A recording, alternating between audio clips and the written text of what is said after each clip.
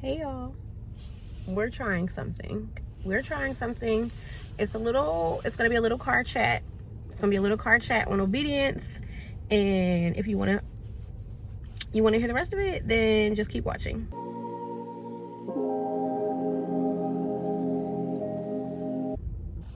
Hey, hello, and welcome back to my channel. We've been growing here. So first, I want to say, if you are someone that's been with me since I really picked this camera up last year or earlier this year, hello and welcome back. If you are someone that has recently subscribed and joined the family, hello, and hey friend. So I have tried to record this video on obedience several times this week, and it has not worked out. And my day has ended. I have to go get my hair cut soon. But I was like, I am literally going to stop what I am doing and sit in this parking lot and talk to y'all about obedience, even if it's only 10 minutes, so we can get this out, because I feel like I'm supposed to get this out. Obedience has been a word that I've been hearing a lot this year, but it's also been a place in which God has been challenging me. And so I kind of want to start at the beginning for me. I know that last year around this time, I was reading Joshua, and there's a verse that's very popular, Joshua 1:9, do not be afraid, be strong and courageous. And that's what the Lord is saying to Joshua as he prepares to lead the Israelites. But every time I read through Joshua 1, what I'm most inspired by, in addition to, being courageous because the Lord is backing you, is that every time the Lord says something to Joshua, the next verse would say, and Joshua did, or and Joshua ordered the people, or Joshua whatever. It was like God gave the instruction to Joshua, and then Joshua turned around and either shared it with the people, or he did the thing that the Lord said to do. And there's no gap. Like, there's the Lord talking, and then there's Joshua moving. There's the Lord saying to tell the priest to do this, and then there's Joshua turning around and tell the priest to do that. And I remember last year reading that, and God kind of challenged me, because I'm like, okay, Lord, I think I'm pretty obedient. When I feel like the Lord has prompted me to do something, I do it. And God was like, yeah, I know you're gonna obey, Christian, but what about closing the gap between when I give you the instruction or the direction and you executing it or obeying it? And I was like, oh, Lord, my edges I don't have, Father. And it was really a reality check. Like, I'm being playful about it, but I was really like God knows I'm going to obey him because I know his heart, and I'm his daughter, and I want to be in alignment with him. But he was basically saying the speed at which you do so could use some improvement, sis. Like, you can move a little bit faster, you can ask a little bit less questions, you could show that you trust me.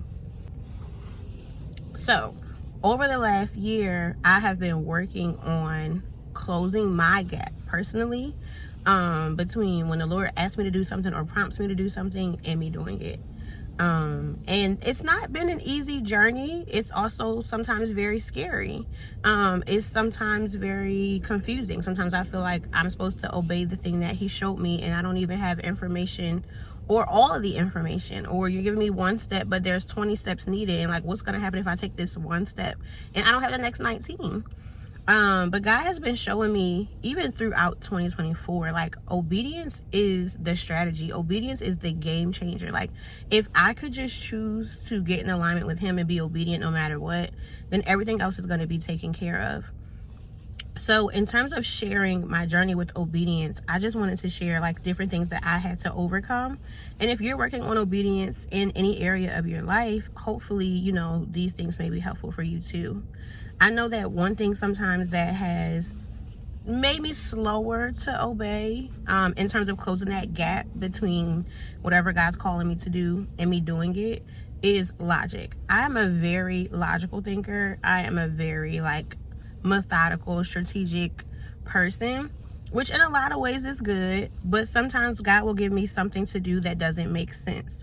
And because it doesn't make sense, I don't necessarily move as fast as I should.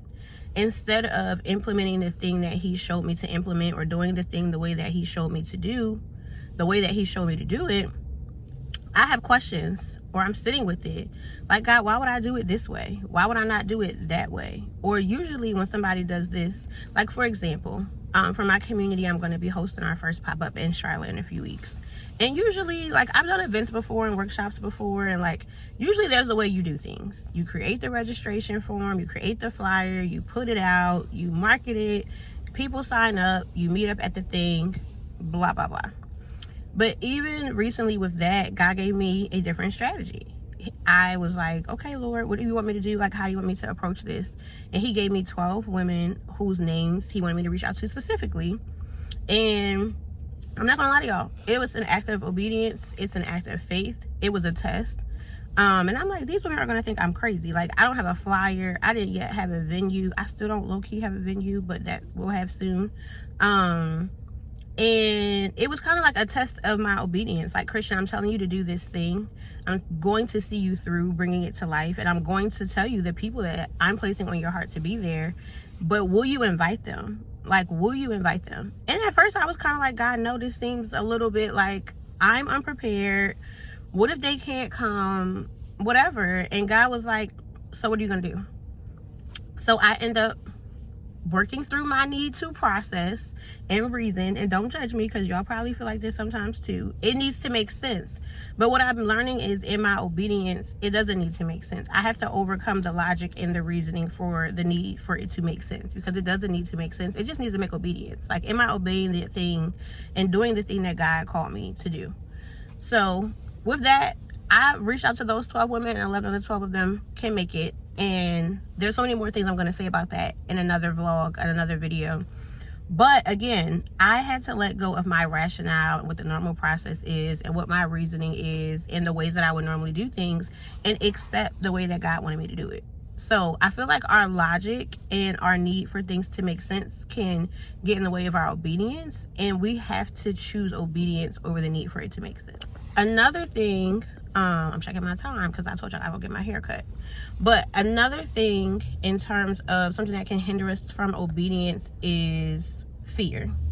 I think sometimes we fear what's going to happen more than we fear being out of alignment with God. And people have asked me recently, like, I've talked about obedience in my stories on Instagram. I have talked about obedience with friends and in different communities. And people are like, well, you haven't been scared to do this, or you haven't been scared to do that. And the answer is absolutely yes. I've been scared to launch my community. I've been scared to show up and post consistently on YouTube. I've been scared to make some of the moves that I've been making, but they've been in obedience. And I've been reading this book. It's really good, called The Awe of God. And it's so good because it talks about having a holy fear of God. And for me, it's really renewed my, y'all forgive me because I'm literally holding my phone because I'm committed to the mission.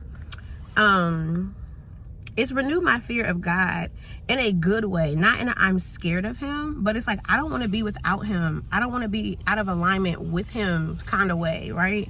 So I am in a season where, are some things scary? Yes. Is showing up scary sometimes? Yes. Is taking that big step, not knowing how it's going to turn out, scary? Still yes.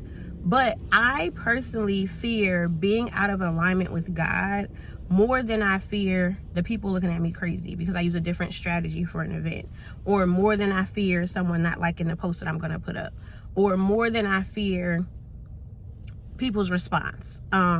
Even this morning, I did a prayer call with our Purpose Pusher Code community, and I was a little bit nervous to share the verse that God gave me to share because it was a challenging verse for all of us, really, myself and for them, and the challenge that God gave me behind it. But again, I was a little bit nervous, maybe a little bit scared to share what God gave me to share, but I am more scared of being out of alignment with God than I am of people's approval or them needing to accept something, some piece of content, some message, something. And so I think that when it comes to fear being something that hinders us from obedience, I think we have to decide, like, do I fear this thing more than I fear being out of alignment with God? Because if God gives us an instruction to obey, that means that if we follow that instruction, we're obedient. And if we don't follow that instruction, we're disobedient.